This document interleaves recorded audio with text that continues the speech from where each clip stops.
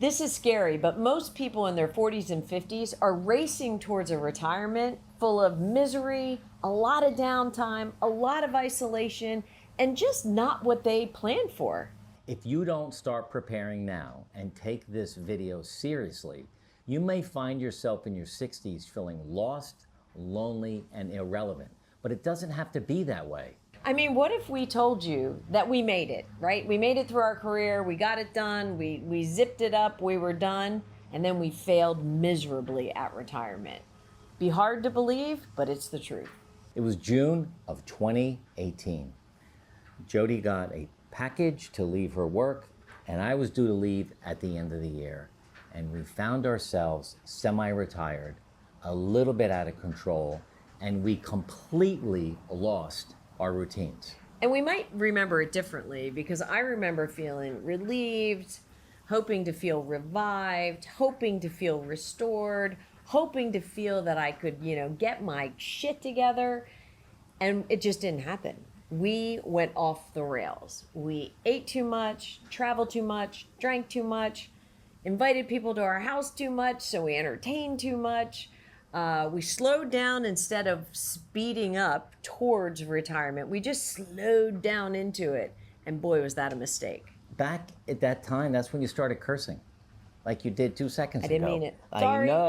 I know she said the S word. Sorry. It was really a hard time for us. I was semi-retired. I had stepped down running the office, and I was going in late and coming home early, and Jody would leave for the day, and I had gotten addicted to daytime TV. I'd open wine at 2 o'clock and watch Ellen and Oprah and whatever else was on and fall asleep and take a nap. It was just really bad.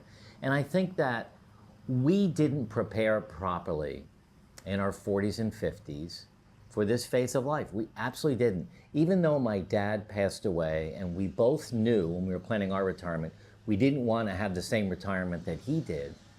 But we still fell into that trap. And we want to talk to you today about why people do fall into that trap, and then what you can do to get yourself from being in that position. And maybe you relate to that story, and maybe you're okay with it for the time being, but you do have to remember that this phase of life could be 20 or 30 years. So are you okay with it today and for the next Right. 10 years? Are you okay with it for today and the next 5 years?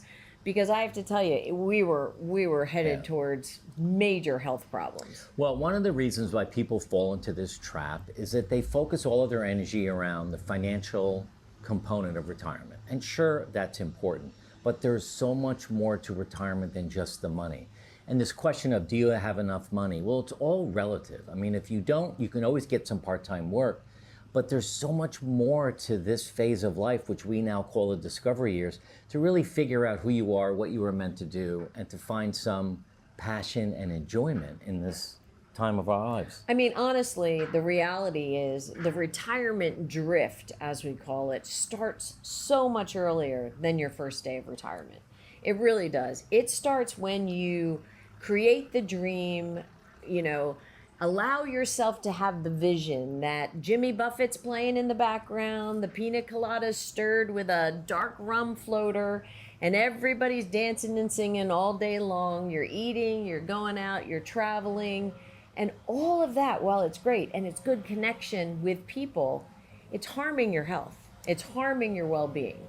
It's cutting years off your life. I saw a study this morning that a doctor out of Harvard did a study on the effects of alcohol as you age. And if you have a drink every day, just one drink every day, and that could be a beer at lunch, that could be a glass of wine with dinner. I'm not even talking hard alcohol. A drink a day, they're now saying takes 6.6 years off your life. I know, that was dramatic. I mean, she also mentioned that it also increases your chances of one of the key diseases, like the 4 horsemen of so heart, diabetes, cancers, and Alzheimer's or neurological disease. It increases that by I don't know, 20 or 30%. So the other thing that people have a false sense of security in, and we see this in the comments on YouTube. when we post a video like retire now or wait for retirement, a lot of people I don't know what to do. But so many people say, I'm retiring in a year or 2 or 3. And that's going to be great because I hate my job now. I need to get out and I just want to rest and I want to slow down and I want to take it easy. Well, I'm telling you that rest, watching TV all day long, does not lead to happiness.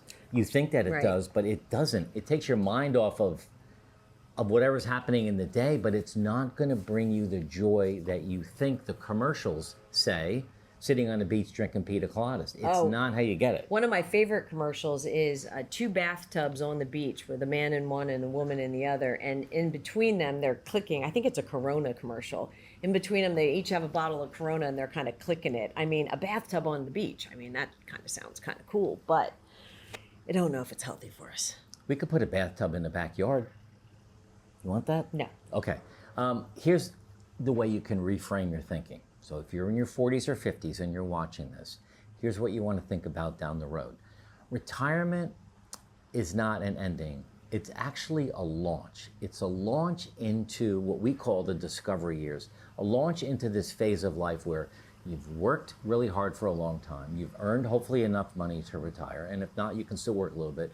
But now you get to do some things that really will bring you some different joy and fulfillment and purpose and passion. But you have to think of it that way. You can't think of it as this is an ending, because it's not.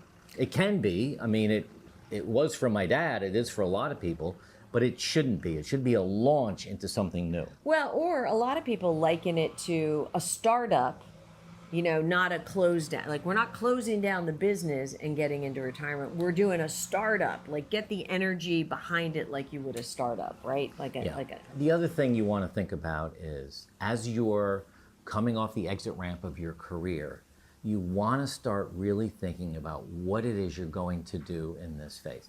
Even if it includes a 6-month sabbatical or a year-long sabbatical, don't end up like we did, frankly, on that first Monday going, what are we going to do now? Right. We didn't have this YouTube channel. We didn't really have the business started yet. And we were coming out of a really unhealthy time of our life.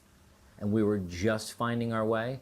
We're telling you now in your 40s or 50s, you can really make a difference between now and when you get out of your career, so that when you get here, you're launched to something really special. I think it's a really special time for all of us to investigate self-care. I know that's something both you and I put on the back burner. Right. And that's that. If you made that a priority, if you made self-care a priority, you could fill your day, you could meet people, you could join communities, if you just made that one thing a priority. Right. Well, here's the first thing we want to share with you. Retirement starts emotionally long before it starts officially. So this whole idea of retiring in June of 2025, which is right around the corner, you should have been thinking about it 5 years ago, 10 years ago. So you've really got to get an early thought process in place about what you're going to do. So many people, when we read it in the comments, I'm afraid to retire, I don't know what to do, so I'm going to keep working. I mean, that's just sad. Particularly people who have enough money. They just say, I don't know what to do, so I'm going to keep working. I don't really like my job. I don't even like the people, but I don't know what else to do. That's really unhealthy. The other thing I was going to say about that is, prepping yourself early for retirement from a mindset perspective and what you're going to do and where you're going to go and how you're going to live is great, but also communicating to your family, your partner, your spouse, your close-knit friends.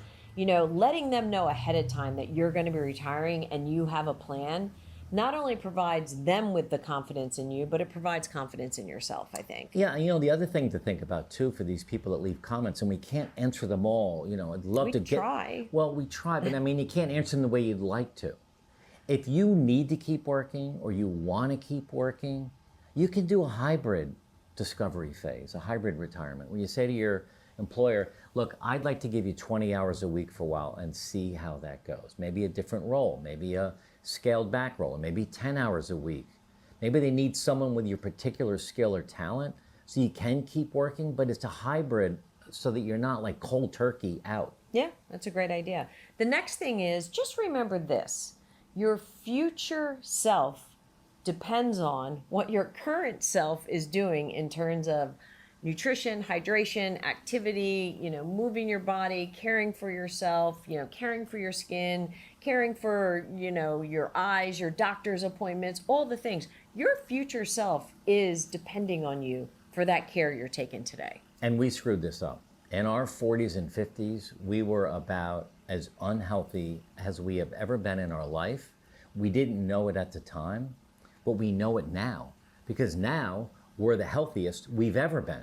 And I think back on my habits and routines in 40s and 50s, and not going to the gym and eating poorly and drinking too much and being stressed out and sleeping late on weekends and just a mess. But that was our normal, and we thought it was okay. Right. So we landed in retirement in really bad shape, and we've clawed ourselves back over the last 8 years, and we're in wonderful, wonderful shape now. Well, we're if you can get better shape. Well, as best as I could ever be, it's been. So if you can enter retirement, the discovery phase, like feeling like I'm feeling now, like if you feel a little sluggish and tired and overweight, work on it now. Yeah. Because you're gonna have to work on it then too. But the healthier you are when you get here, the more fun you're gonna have. Yeah, I did a post in our Facebook group. So if you're not members of our Facebook community, we do have a Facebook group, Retirement Transformed Facebook community. But I did maybe we'll stick the picture up. I did a 4-year picture of me at different stages of my life. And the first 3 are I'm a much younger person, but a much less healthy person.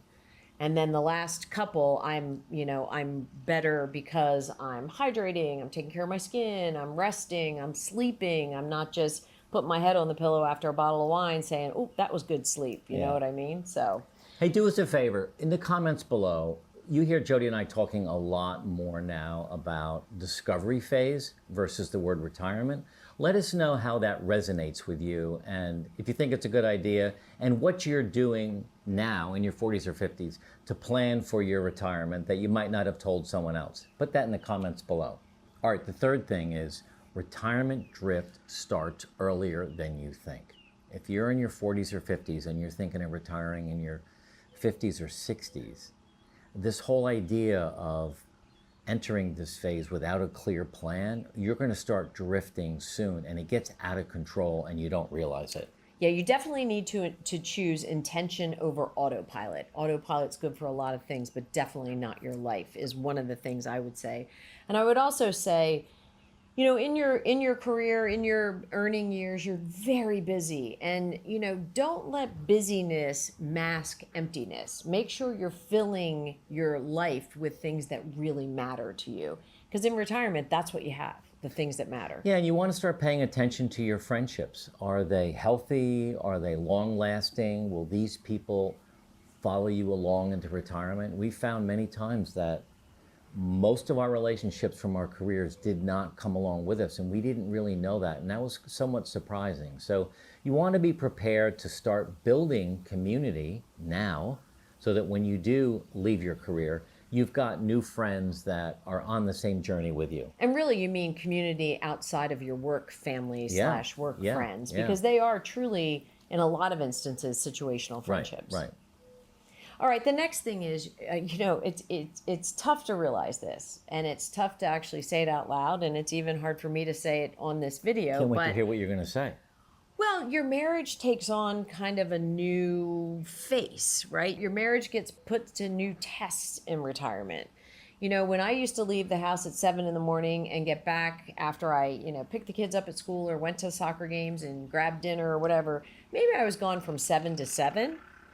And then, we'd have maybe between 7 and 9:30. That's 2.5 hours at night to kind of catch up on the day, go to sleep, and rinse and repeat, right? So now it's, 7 days a week, and it's a lot of hours together. In a good way. Well, as you're talking, I'm thinking about our relationship, and honestly, we could talk about this for hours. We've had highs, we've had lows, we've had setbacks, we've had jump forward, we've had good days, bad weeks. I'm guilty many times of just withdrawing and getting quiet and wondering like what's happening, what happened to the good old days, what happened to the passion and the excitement like when we first met. That it's not the same. Hey, we wanted to let you know about something really special and unique that's happening. We know you've been watching us on YouTube and we appreciate that.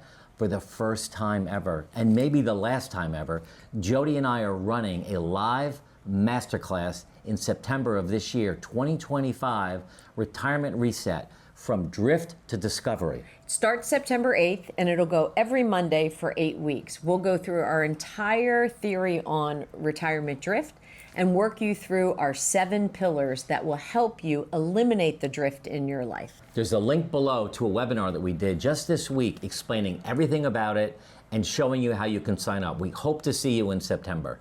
And for Jody and I, we spend a lot of time talking about where is our passion? How do we bring it back? How do we keep it alive?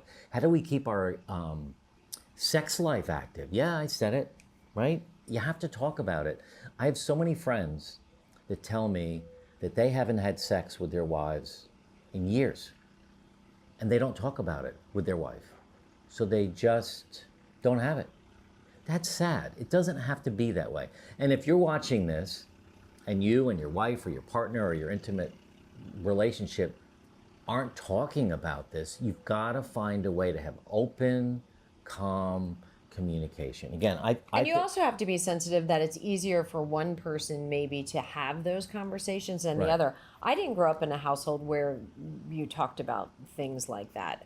I grew up in a household where you addressed issues and problems and joys and all the things, you know, very Italian, you know, throw the plate if you don't like the person type of thing, but not where you would expose things that happened in your bedroom. Mark is much more open and available to talk about things like that.